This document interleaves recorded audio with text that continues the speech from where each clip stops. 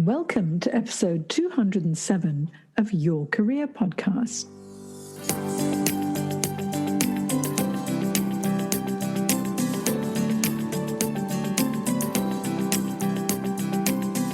Welcome to 2021, and we look forward to a year filled with hope and new possibilities. How did 2020 treat you? Were you one of the many who experienced a redundancy due to COVID?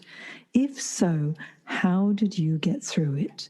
Today's very special guest is a talented lady, a mum of two, whose role took a COVID hit unexpectedly.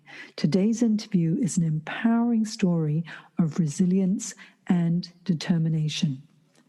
Eleni Endt is a talented media sales leader with 19 years of experience leading advertising sales teams in the Australian and UK media industry. It truly is an honour to interview such a talented, determined and resilient lady on this podcast. Now, with experience in sales leadership, training, digital strategy, marketing management, publishing, TV, content partnerships, and radio advertising, Eleni is well placed to help her clients grow their business. She recently took the plunge into self-employment after COVID-19 led to an unexpected redundancy.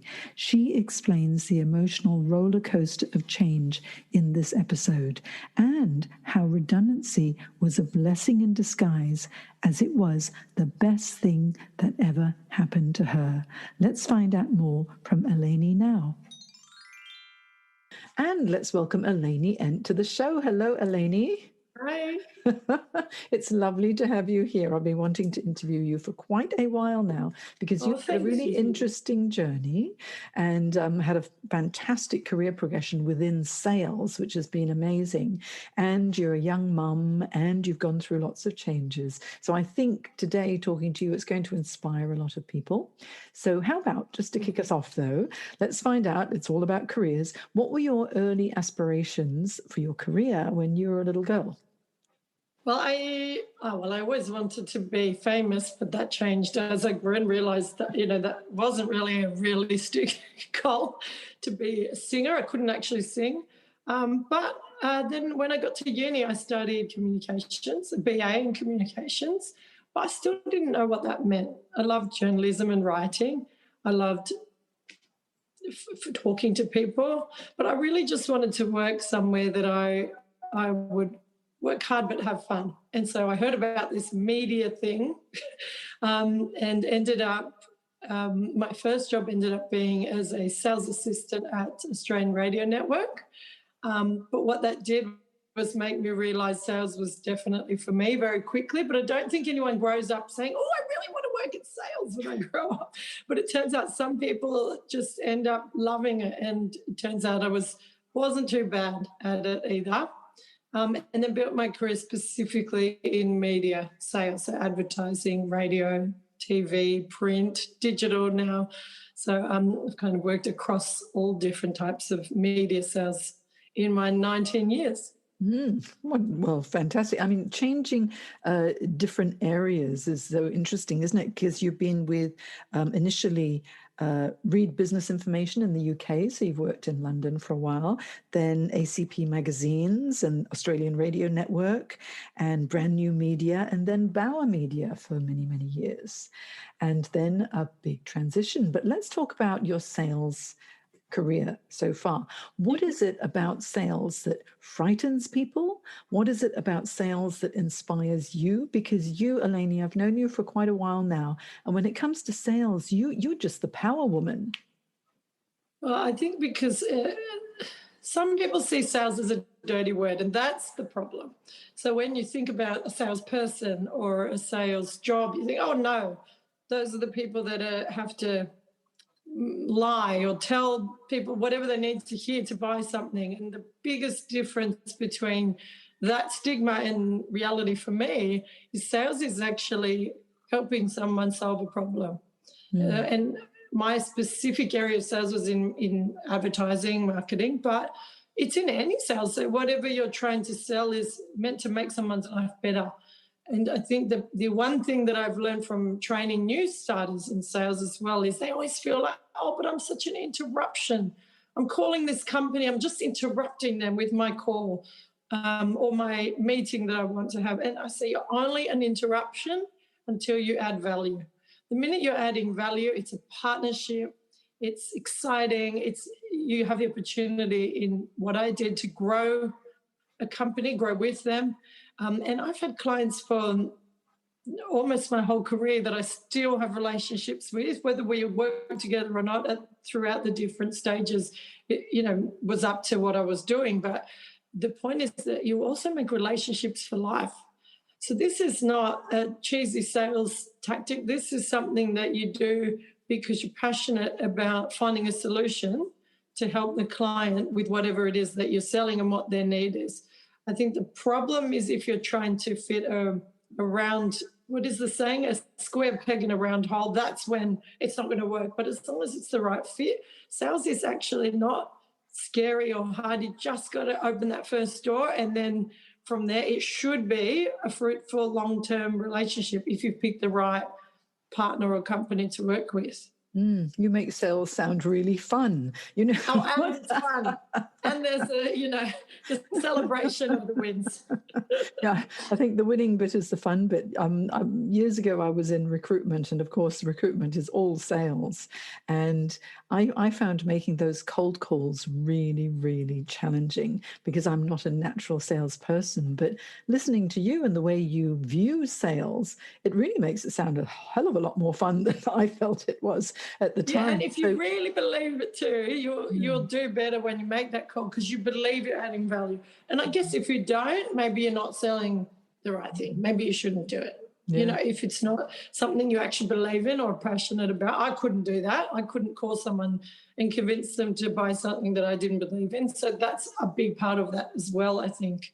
And maybe you just weren't that passionate about recruitment at the time. Yeah, but actually, you're absolutely right. It's if you're solving someone's problem, then it's not really a sale, is it?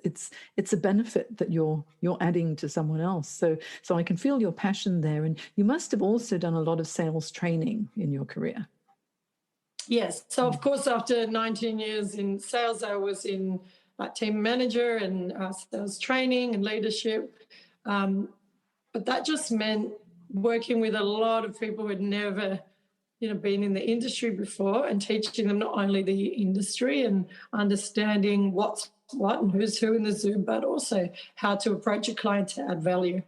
And I think that's where there's confusion. I think people believe they have to know everything before they talk to a client.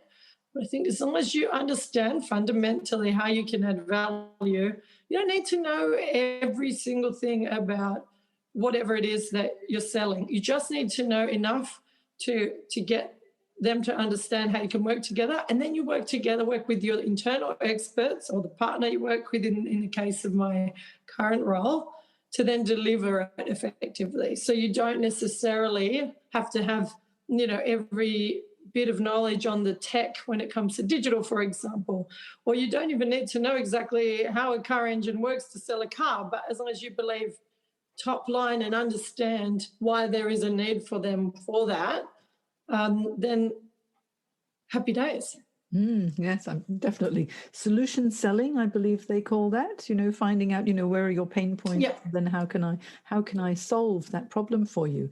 And then bingo, it's a great relationship. And so, how important have you found this relationship development within your sales career? Because without a relationship, people won't trust you. And so people need to get to know you, like you, and trust you. Because at the end of the day, it's not really business to business. It's still human to human, isn't it?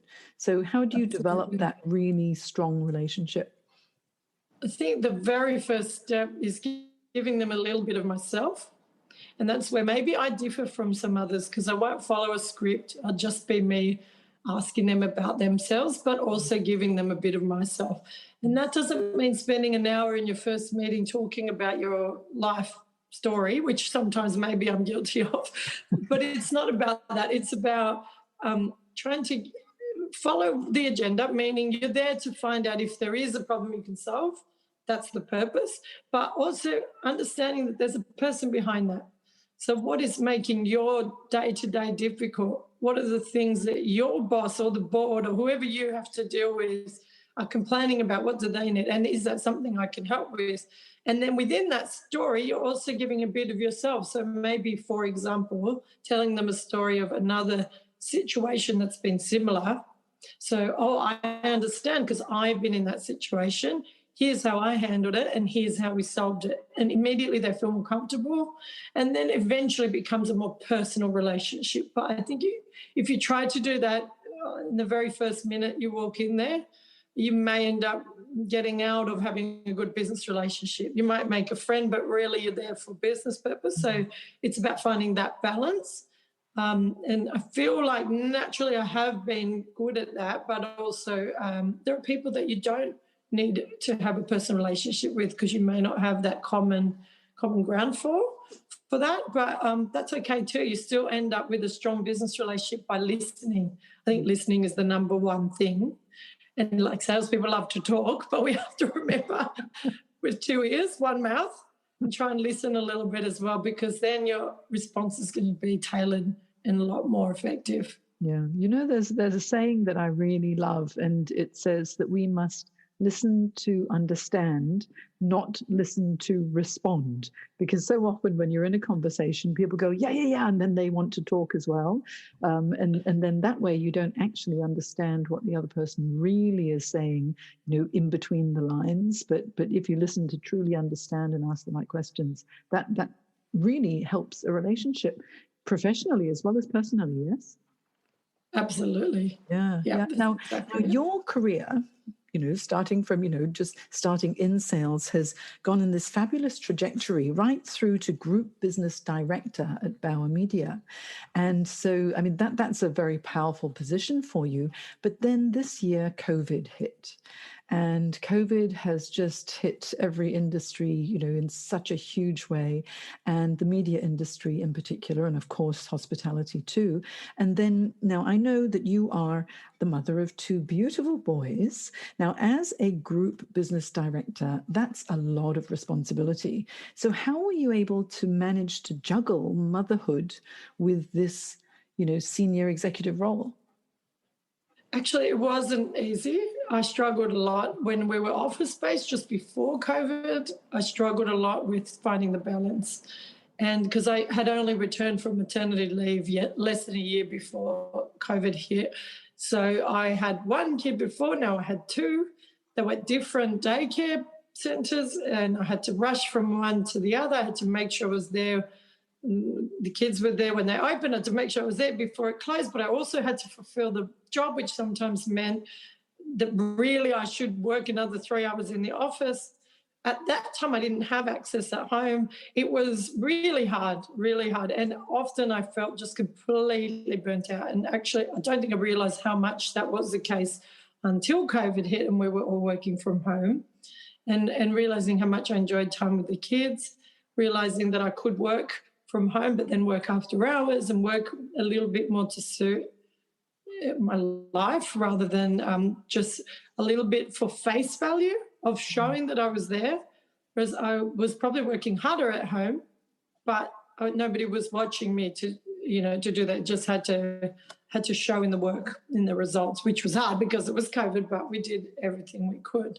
Yeah, but you were still able to get results when working from home, and it must have felt, perhaps you felt a little more free because you were working from home? Absolutely, yes. Yeah, but we got, considering the circumstances, my team, we still got, as many sales as we could. It wasn't a complete disaster through COVID, but overall, I guess when there is a massive cut across the whole business in revenue, they have to make pretty big decisions.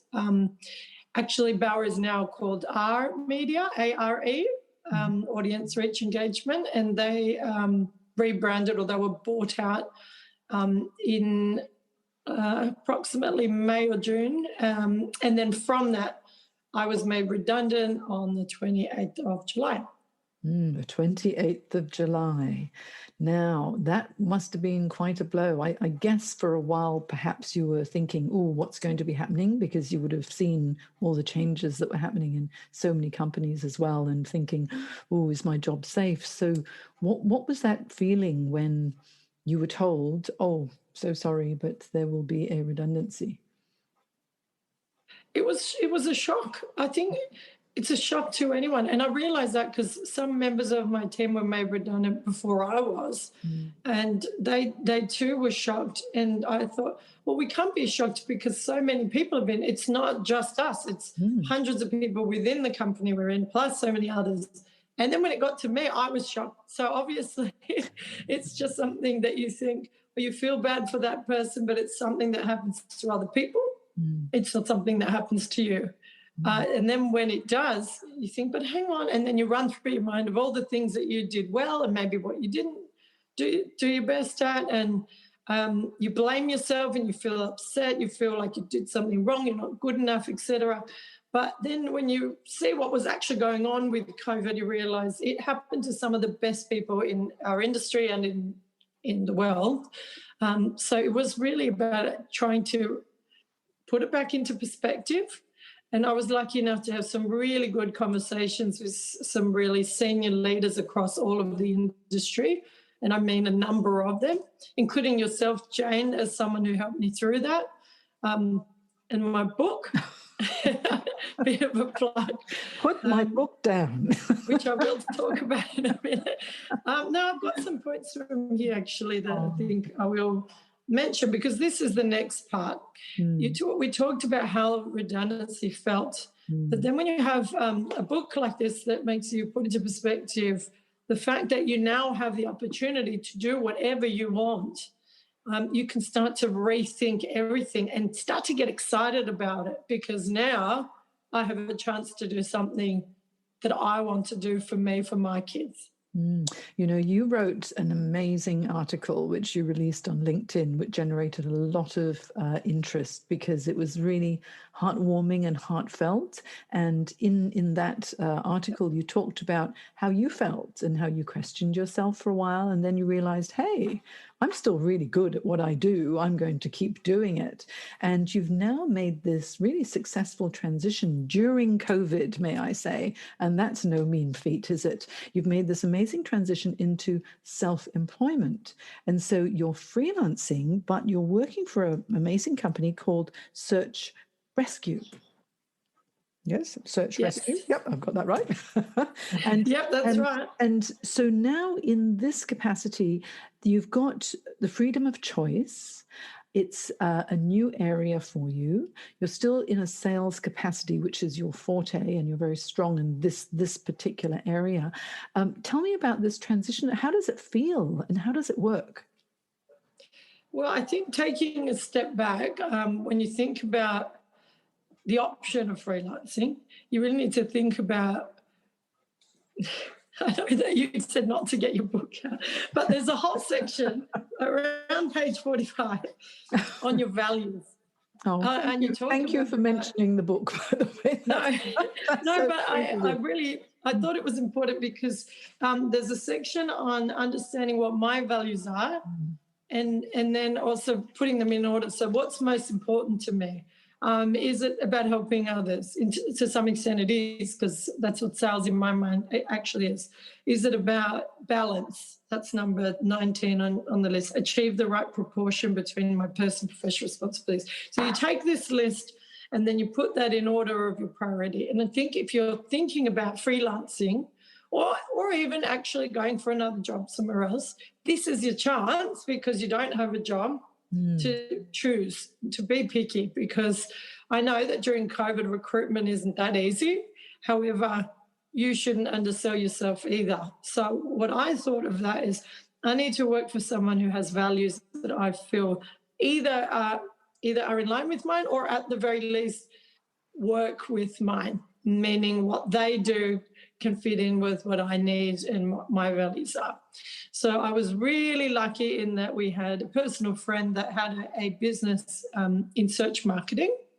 So that means SEO and SEM marketing, so making sure you help clients appear at the top of Google search results in very simple terms. And it's not something I had a lot of experience in. I had very limited experience in this area, but I did understand solution and sales and insight selling as well. I also understood advertising and where this fit into the bigger marketing picture for clients. So I thought that let's overcome that fear of not knowing enough about search and go for it. And so I contacted this friend and asked if I could freelance for him. And now I'm focused on that wholly. I'm not doing anything else, but it's nice to feel like my life is open. I don't have to do 9 to 5. I don't have to adhere to certain things at certain times, which actually I loved in the past. But for this stage of my life, I don't want to have anymore for at least the next few years. And I was lucky enough to find that. But I guess my point is, if someone's thinking, I can't freelance because I don't know everything there is to know about that thing that I love, the thing that I'm passionate about, it doesn't matter. It's about throwing yourself in there and learning. And I have learned so much in the last few months, I can't even tell you. And there is so much more to learn. I still don't feel like an expert, but that's okay because I'm putting myself out there. I'm honest with clients and say, I don't know everything about this. I'm not the tech wizard. However, I have a team of people who I partner with who are. And the other value that matched really well for myself for this company is their biggest statement is that they are transparent, and that ticks a lot of boxes for me because there'd be nothing worse than working for a company that isn't there to do the right thing by their clients. And that just means transparent with whatever rates they're going to charge, what you're going to get for your dollar, what they're going to do, what's coming in the process. And so that gives me immediate comfort that if I'm talking to someone, that we're in the same boat. Because you never want to be dodgy or...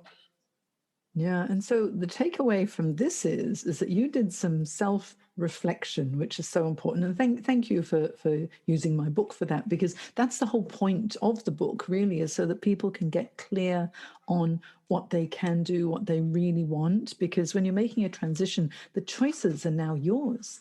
And so you decided that flexibility and freedom was very important to you at this phase in your life. And our values change over time, don't they? And then also transparency. And you know what? Usually with our values, the ones that we really, really want to fulfill at any given time when you do a values assessment, they're the ones that you don't have right now being fulfilled. So at that time when you did it, you must have thought, I don't have enough freedom and flexibility. There perhaps has not been the transparency that I would have preferred. And so that became really important to you because you were tolerating what you didn't have, yeah? And the more you tolerate something, the more aggrieved you get and the more annoyed. And then you think, no, I've got to do something about it. And then you identified this new area, and you're so brave because you love to give everything a go, don't you? And you think, okay, it looks like they've got the good values that match mine. I'm being freelance. I've got more freedom. The way that the leaders in search rescue are transparent and open, and they kind of get you and you get them. And so the rapport was there. So you started to tick all these boxes, yeah? And so now you're at search rescue. You're doing the work for them. And tell me, what is search rescue all about? So it's just Google search marketing. So the wonderful thing about that is I've always worked for a particular media where you were limited to whatever demographic that media targeted. So radio, depending on the station you work for, that's who you go for as a client. Same with magazines that are media, same with any other job that I've done. But in this job, there aren't many companies that don't want their business to be at the top of search results when it comes to Google. So it keeps the opportunity as endless. So I could talk to your local hairdresser through to McDonald's, which probably have their own in-house team, but you get the idea. There's no one that I can think of that wouldn't somewhat be relevant to what we do. So that made it really exciting as well, because now it was not limited to female products or particular demographic products. I could just talk to any business who wanted that opportunity. And that means that I feel even more than ever that the world is my oyster. That's so exciting, isn't it? Because when you look around and there are businesses, everywhere surrounded by businesses, and every business needs to be Googleable in order to be found. Yes, I love the word Googleable. It just rolls off the tongue that's a so word. very nicely. I'm pretty sure. I think it's a great word. But if you're Googleable, that means, because everyone, there are other search engines, but everyone goes on to Google. That's why, it's become an adjective, hasn't it? Let's Google. Well, I did hear a stat. I did hear a stat that the number one search, because Bing is the next, or Bing or Yahoo, I guess it was. Yeah. But I don't work with those, so I'm not across it. But I think the number one search term on them is Google. Anyway, so ultimately you need to appear in Google search results.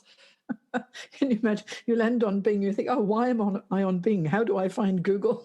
Exactly. That's it. That's pretty much exactly what happens. I've heard.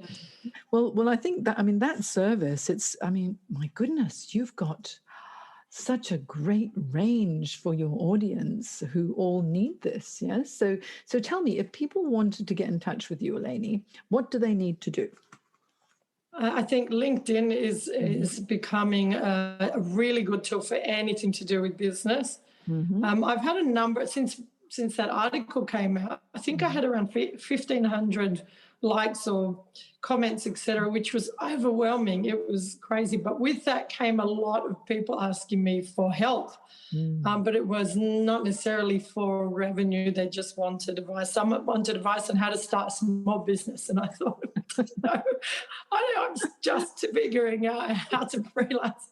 But I think it was so, I say that like I'm making fun of them. That's not fair. I think I'm laughing because I don't know. I'm making fun of myself. But it was really an honor. It really was. And I guess I'm just saying I'm humbled by that response. And if somebody wanted to work with me, I would absolutely love to look after them and do an overview of their business and work on where search can fit in and also how we can drive them leads, because that's ultimately what we do. So LinkedIn is, my name, Eleni Endt. I will have in my show notes on your career podcast all the links to find you on LinkedIn. And also I'll add the Search Rescue URL as well, so people can click straight through. And if you ever want to have a chat with Eleni and be inspired with regard to getting into sales, because, look, this is her passion, she's so good at it, or else if you need help with your own business, if you're a small business owner or a large business owner and you need help with Google search, because that's the place to be these days. You have to be on page 1 of Google. Get in touch with Eleni Endt. Oh, thank you. We'll be able to help. You didn't have to do that. No. Well, you didn't have to show the book. That was a surprise. But what's so nice is when you've got something, if you've got a skill or you've got a book or you've got a passion for something that can help other people, then why not share it? Yeah. And I think that's the lovely thing. And I think a big lesson I've learned from listening to you today is resilience is so important. Change happens, stuff happens in our lives. We're all juggling an awful lot. And as women, we tend to juggle a little bit more. Men will jump up in arms, no. But no, women do have extra to juggle. And my husband agrees. So he said, if I was ever reincarnated, he says, if I'm ever reincarnated, do not reincarnate me as a woman. I'd rather stay being a man, because you women have so much to go through. And actually, it's very true, isn't it? So good on you for your resilience. I wish you lots of success, and it's such an honor to have you on your career podcast. Oh, it's an honor to be here. Thank you so much.